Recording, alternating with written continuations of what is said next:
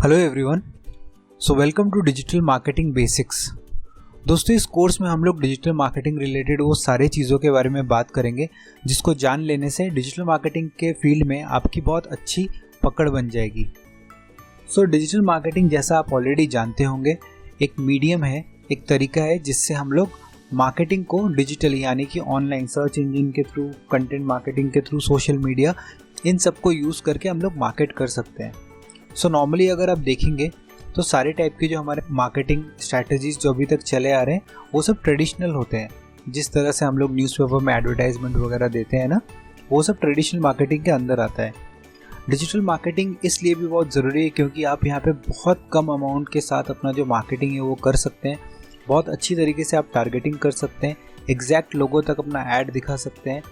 और मज़े की बात तो ये है कि आजकल हर कोई मोबाइल यूज़ कर रहा है, डिजिटल डिवाइसेस यूज़ कर रहा है। तो अगर आप करेक्ट टाइम पे, सही जगह और सही टाइम पे अगर आप पहुंचना चाहते हैं, वो सिर्फ और सिर्फ डिजिटल मार्केटिंग के थ्रू ही पॉसिबल है। एग्जाम्पल के तौर पे, अगर आप एक न्यूज़पेपर में एडवर्टाइजमेंट देते हैं तो न्यूज़पेपर में एडवर्टाइजमेंट देने के लिए एक तो आपको एडवांस अमाउंट बहुत ज़्यादा लगाना पड़ेगा, और उसके ऊपर से न्यूज़पेपर का ऑडियंस हर तरह का ऑडियंस होता है। बच्चा भी पढ़ता है, बूढ़ा भी पढ़ता है, हर तरह की ऑडियंस उसको पढ़ती है। लेकिन वही चीज़ अगर आप डिजिटल मार्केटिंग के थ्रू अपना एडवर्टाइजमेंट देते हैं तो आप बहुत प्रिसाइज टारगेटिंग कर सकते हैं और एग्जैक्ट उन्हीं लोगों को अपना एडवर्टाइजमेंट दिखा सकते हैं जिनको आप दिखाना चाहते हैं। सो वो सारे स्ट्रैटेजीज के बारे में हम लोग इस कोर्स में बात करेंगे। तो चलिए शुरू करते हैं। So digital marketing plan and strategy. सबसे पहले हम लोगों को ये जानना पड़ेगा कि अगर हम लोग डिजिटल मार्केटिंग करना चाहते हैं तो हम लोगों को इन सब चीज़ों के बारे में थोड़ी नॉलेज होनी चाहिए।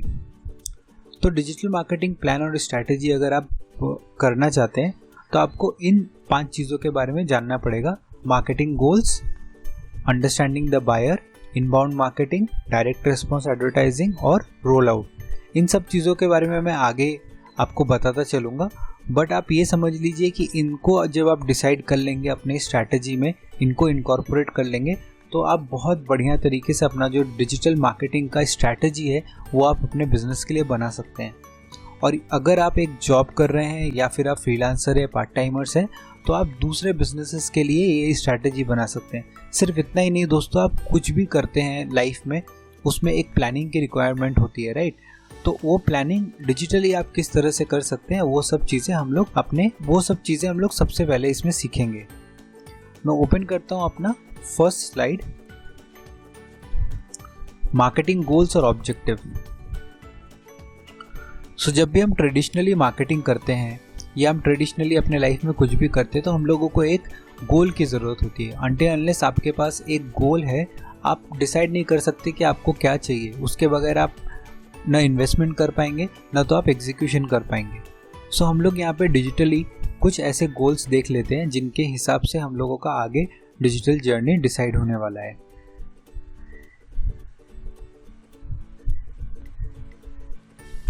सो जब हम डिजिटल मार्केटिंग ऑब्जेक्टिव्स के बारे में बात करते हैं तो वो मेजरली 4 तरह के हम लोगों के मार्केटिंग ऑब्जेक्टिव्स होते हैं। सबसे पहला तो है एक्विजिशन ऑब्जेक्टिव, जहाँ पे हम लोग अक्वायर करने के लिए, नए नए कस्टमर्स को एक्वायर करने के लिए जो हम लोग स्ट्रैटेजीज बनाते हैं वो हमारे एक्विजिशन ऑब्जेक्टिव्स में आता है। नेक्स्ट है हमारा कन्वर्जन ऑब्जेक्टिव, जहाँ पे हम लोग कन्वर्जन स्ट्रैटेजी सेट करते हैं, तो हम लोगों का वहाँ पे कन्वर्जन ऑब्जेक्टिव एप्लीकेबल होता है। उसी तरीके से एडवोकेसी है, जहाँ पे हम लोग अपने यूज़र्स को एज एडवोकेट्स बनाते हैं। लॉयल कस्टमर्स को हम लोग आगे बोलते हैं कि आप रेकमेंड करो एक फ्रेंड को। तो वो सारे लोग जो एडवोकेसी हम कराना चाहते हैं, अपने ब्रांड को और बढ़ाना चाहते हैं, लोगों को वर्ड ऑफ माउथ से हम लोग और सेल्स लाना चाहते हैं, तो वो सारे के सारे जो ऑब्जेक्टिव्स है वो एडवोकेसी के अंदर आते हैं। और रिटेंशन में उसी तरीके से जब हम लोग रिटेन करके रखना चाहते हैं। सो हम लोग हमेशा ये बैलेंस मेंटेन करना चाहेंगे, न्यू वर्सेस ओल्ड कस्टमर्स। तो हमारे जो ओल्ड कस्टमर्स हैं उनको हमको रिटर्निंग कस्टमर्स बनाना है, और जो हमारे नए कस्टमर्स हैं उनको हम लोगों को और बिल्ड करना है। सो मेजरली जैसा मैंने आपको बताया, 4 तरह के डिजिटल मार्केटिंग ऑब्जेक्टिव्स होते हैं। एक्विजिशन ऑब्जेक्टिव, नए कस्टमर्स को लाने के लिए; कन्वर्जन ऑब्जेक्टिव, कन्वर्ट करने के लिए, एग्जिस्टिंग कस्टमर्स को सेल्स पे कन्वर्ट करने के लिए रिटेंशन ऑब्जेक्टिव, जहाँ पे हम लोग कस्टमर्स को रिटेन करके रखने के लिए ऑब्जेक्टिव सेट करते हैं। और चौथा है हमारा एडवोकेसी, जहाँ पे इंटरनेट पे हमारे जो कस्टमर्स हैं उनको हम लोग वर्ड ऑफ माउथ से और कस्टमर्स एक्वायर करने के लिए कैसे उनको अपने ब्रांड एडवोकेट्स बना सकते हैं, वो सारी चीज़ें हम लोग इस स्लाइड में डिस्कस करते हैं। तो जब इन्हीं सब चीज़ों के बारे में हम लोग ऑनलाइन बात करते हैं, डिजिटली बात करते हैं, तो हम लोगों के क्या क्या मार्केटिंग ऑब्जेक्टिव्स हो सकते हैं, चलिए आइए देखते हैं। सबसे पहला हमारा ये मार्केटिंग ऑब्जेक्टिव हो सकता है कि हम लोगों को अपना सेल्स और रेवेन्यू इंक्रीज करना है। सेकंड हमारा मार्केटिंग ऑब्जेक्टिव हो सकता है हम लोगों को टारगेटेड ट्रैफिक अपने वेबसाइट पे लेके आना है। सो अगर आपके वेबसाइट पे ट्रैफिक आएगा तो वो, अगर आपका पूरा का पूरा सेल्स फनल ठीक से बिल्ट है तो आप उसको कन्वर्ट कर सकते हैं एक बढ़िया से रेवेन्यू में। थर्ड है हमारा इंक्रीज योर ऑनलाइन विजिबिलिटी। आप जो अपना बिजनेस है उसको आप किस तरह से ऑनलाइन लेके जा सकते हैं, वो भी आपका एक मार्केटिंग ऑब्जेक्टिव हो सकता है। और एग्जैक्टली उसी तरीके से फोर्थ है रैंक नंबर 1 ऑन गूगल, ताकि जो आपको इतना सारा जो फ्री ट्रैफिक है, जो लोग आप सर्च कर रहे हैं आपके बिजनेस के बारे में, आपके बिजनेस से रिलेटेड टर्म्स को सर्च कर रहे हैं, तो किस तरीके से आप गूगल के टॉप रिजल्ट्स में आ सकें ताकि आपका जो बिजनेस है वो एक्सपोनेंशियली ग्रो कर सके। सो इस तरह के कुछ मार्केटिंग ऑब्जेक्टिव्स आप अपने बिजनेस के लिए सेट कर सकते हैं। चलिए हम लोग देख लेते हैं, अगर इसी को हम लोग और ब्रेक डाउन करके बात करना चाहें कि मार्केटिंग ऑब्जेक्टिव किस तरह का होता है, एक्चुअल मार्केटिंग ऑब्जेक्टिव किस तरह का होता है, तो हम लोग एक नेक्स्ट अपना जो स्लाइड है वो देख लेते हैं। सो जैसा हमने पिछले वाले स्लाइड में बात किया था, मार्केटिंग ऑब्जेक्टिव समवॉट देखिए यहाँ पे वैसा ही है, बट हम लोग और ड्रिप डाउन करके हम लोग एग्जैक्ट मेंशन करते हैं कि हम लोगों को किस टाइप का ऑब्जेक्टिव सेट करना है। सो यहाँ पे देखिए, जैसे अगर आपको सेल्स इंक्रीज करने का अगर ऑब्जेक्टिव सेट करना है तो आपका मार्केटिंग ऑब्जेक्टिव होना चाहिए increase sales by 10% from existing customer by the end of year.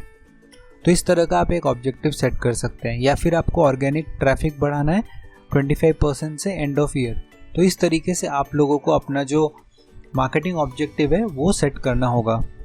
जब आप मार्केटिंग ऑब्जेक्टिव एक सेट करेंगे, उसी हिसाब से आप बैक ट्रैक करके देख सकते हैं कि वहाँ तक पहुँचने के लिए आपको कौन से स्टेज में क्या क्या चीज़ों को करना पड़ेगा। जब आप आगे चल के फेसबुक, गूगल, इन सब पे डिटेल्ड स्टडी करेंगे, स्पेशलाइजेशन करेंगे उनको और क्लोजली सीखेंगे, तब आपको रियलाइज़ होगा कि मार्केटिंग ऑब्जेक्टिव का जो इम्पोर्टेंस है वो बहुत ज़्यादा है। क्योंकि हर एक प्लेटफॉर्म पे, चाहे वो एड प्लेटफॉर्म हो, चाहे ऑटोमेशन प्लेटफॉर्म हो, आपके मार्केटिंग ऑब्जेक्टिव के हिसाब से ही बैक ट्रैक करके बाकी सारी चीज़ों का डिसीजन लिया जाता है। सेकेंड है हमारा understanding the buyer. So until unless आप अपने बायर को बहुत क्लोजली स्टडी कर सकते हैं, बहुत क्लोजली आप उनके बारे में समझ सकते हैं, आप उनको सेल्स अपना जो क्लोज करना है, जो आपका ऑब्जेक्टिव है, वो आप मीट नहीं कर पाएंगे।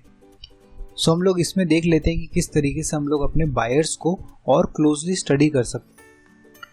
बायर्स को बहुत क्लोजली मॉनिटर करने के लिए आप लोगों को बायर्स का जर्नी समझना पड़ेगा कि बायर किन किन स्टेज से होके गुजरता है एक सेल को क्लोज करने के पहले। तो आप बहुत ईजिली, बहुत अच्छी तरीके से अपना जो बिज़नेस है उसको डिजिटली रेडी कर पाएंगे। सो देखिए, बायर जो होता है वो सबसे पहले अवेयरनेस की स्टेज से जाता है, जहाँ पे वो कोई एक प्रॉब्लम फेस कर रहा है जिसका उसको सॉल्यूशन चाहिए। मोस्टली जो सेल्स होता है वो उसी के बेसिस में होता है। जब तक बायर का जो आप प्रॉब्लम स्टेटमेंट है वो आप स्टडी नहीं करेंगे, उसको आप नहीं समझेंगे, तब तक आप अपना सॉल्यूशन यानी कि आप अपना प्रोडक्ट उनको सेल नहीं कर पाएंगे। सो अवेयरनेस होना ज़रूरी है। आप बायर के बारे में जानिए, कहाँ पे वो लोकेटेड है और उनकी क्या प्रॉब्लम स्टेटमेंट है। फिर आता है हमारा कंसिडरेशन स्टेज। कंसिडरेशन स्टेज में बायर कंसिडर करता है कि कौन कौन से उसके पास ऑप्शंस है, वो चेक करता है customer testimonials, reviews, detailed information लेता है वो सॉल्यूशन के ऊपर। ये सब लेने के बाद फाइनली वो परचेज़ करता है। लेकिन परचेज़ के पहले भी अगर आप देखेंगे तो एक फ्री ट्रायल यहाँ पे होता है। सो इतने सारे ऑप्शंस, इतने सारे स्टेजेस से वो गो थ्रू करता है, अवेयरनेस, कंसिडरेशन और परचेज़, ठीक है। और ये हर एक स्टेज में यहाँ पे आपका ये बिज़नेस लोकेटेड है।